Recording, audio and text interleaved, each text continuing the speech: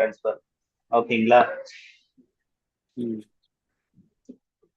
So இங்கேயே RJ45 இதுவும் வந்துட்டு 100 மீட்டர் வரைக்கும் தான் சப்போர்ட் பண்ணும். இதுவும் லேண்ட்ல யூஸ் பண்றது தான். ஆனா வந்து ஸ்பீடு மட்டும் அதிகம்.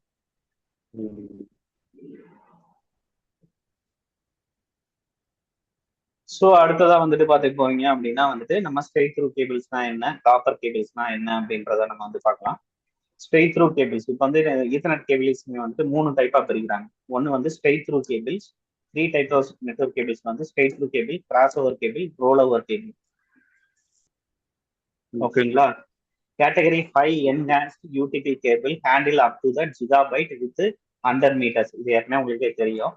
It use that 100 metres 60 gigabyte. ஓகேங்களா? But category 5 enhance gigabyte speed 10 Gbps வரைக்கும் சப்போர்ட் பண்ணும். ஓகேங்களா?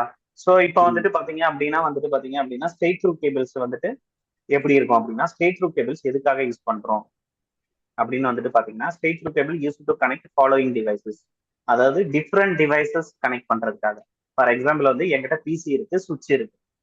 சுவிட்ச்னு ஒரு நெட்வொர்க் டிவைஸ் இருக்கு. ஓகேங்களா? இந்த சைட்ல பாருங்க, தெரியுதா? மவுஸ் கர்சர் யூஸ் பண்ற மாதிரி சுவிட்ச் இருக்கு, பிசி இருக்கு.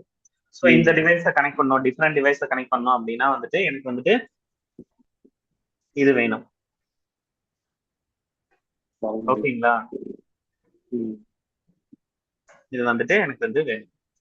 ஓகேங்களா? ரவுட்டர் டு சுவிட்ச் 4 wires used to straight through cable to connect the Ethernet device electrically reliable and create a simple type.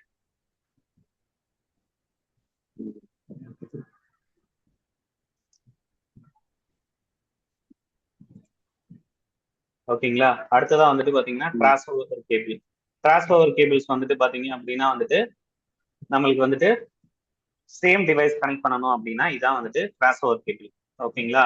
So straight through கேபிள்ஸ்ல வந்துட்டு பாத்தீங்கன்னா டிரான்ஸ்மிட் வந்துட்டு ஒரு இடத்துல வந்துட்டு 1 and 2, அதர் சைடு வந்துட்டு 1 and 2 வந்து ரிசீவ், ஒரு சைடு வந்துட்டு 1 and 2 வந்து டிரான்ஸ்மிட். இப்போ வந்து சிஸ்டம் சைடு வந்துட்டு 1 and 2 டிரான்ஸ்மிட்டா இருந்துச்சுன்னா அந்த டிவைஸ் ஆப்போசிட் டிவைஸ் இருக்கு பாத்தீங்களா, சுவிட்ச் அப்படின்ற டிவைஸ், அதுல வந்துட்டு 1 and 2 வந்துட்டு ரிசீவா இருக்கும். இப்போ சிஸ்டம்ல வந்துட்டு 3 and 6 வந்துட்டு ரிசீவா இருக்கு அப்படின்னா அந்த சுவிட்ச்ல வந்துட்டு டிரான்ஸ்மிட் வந்துட்டு 3 and 6 இருக்கும். அப்படியே ஆப்போசிட்ல இருக்கும் நம்மளுக்கு வந்துட்டு.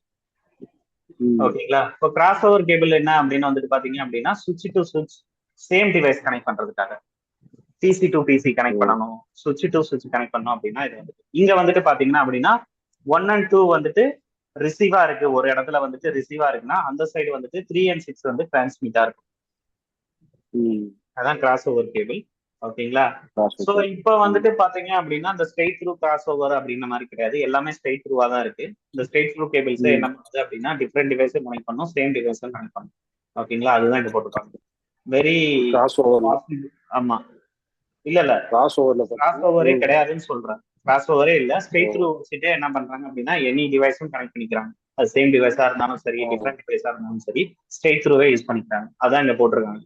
It's very possible to connect straight through cable between two devices, two switches.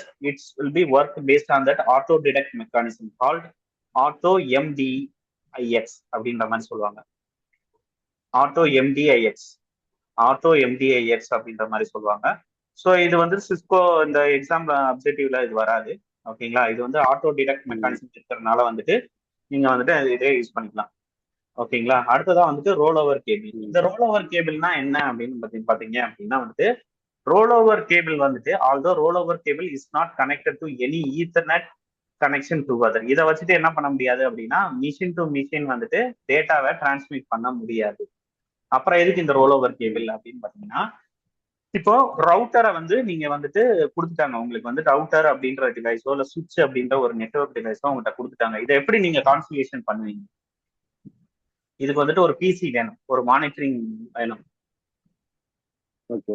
ஓகேங்களா? அந்த மானிட்டரை வச்சு கனெக்ட் பண்ணி தான் நம்ம ஓட்டணும். அதுக்கு தான் வந்துட்டு ரோல் ஓவர் கேபிள். அது வந்துட்டு ஒரு சைடு வந்துட்டு என்ன இருக்கும் அப்படின்னா பார்த்தீங்கன்னா RJ45 அந்த நார்மல் ஈத்தர்நெட் கேபிள்ல வர மாதிரியே தான் இருக்கும். இன்னொரு சைடு பாத்தீங்க அப்படின்னா வந்துட்டு சீரியல் போர்ட்டா இருக்கும், சீரியல் பிளக்கா இருக்கும். ஓகேங்களா? அதான் வந்து RS23 போர்ட், அதை தான் சிஸ்டம்ல கனெக்ட் பண்ணுவோம். இப்போ வந்துட்டு அந்த சீரியல் போர்ட்டே வந்துட்டு எந்த சிஸ்டம்லயும் வரதில்லை. கரெக்டா?